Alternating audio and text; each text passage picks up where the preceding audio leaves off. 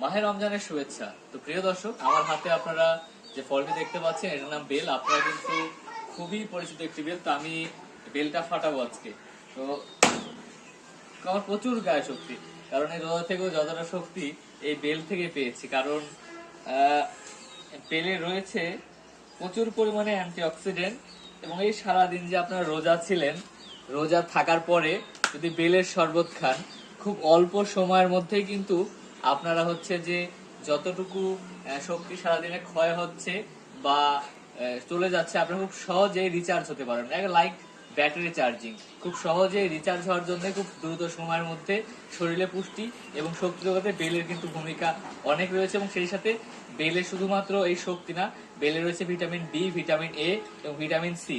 এরকম বিভিন্ন ভিটামিন এবং অ্যান্টি অক্সিডেন্ট, অ্যান্টি ব্যাকটেরিয়াল একটি ফল কিন্তু বেল। তো আপনাদের ইফতারে বেলের শরবত বা এমনিতে ইফতারের পরে আপনারা কিন্তু এই বেলটা খেতে পারবেন। এবং বর্তমানে বেল এবং লেবুর দাম কিন্তু বাজারে খুব বেশি।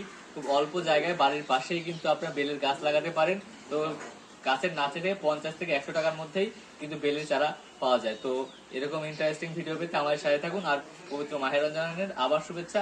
ইফতার আগে ভিডিওটা করছি, এখন এই বেলের শরবত আমরা আজকে ইফতারে দেখাবো। ধন্যবাদ সকলকে।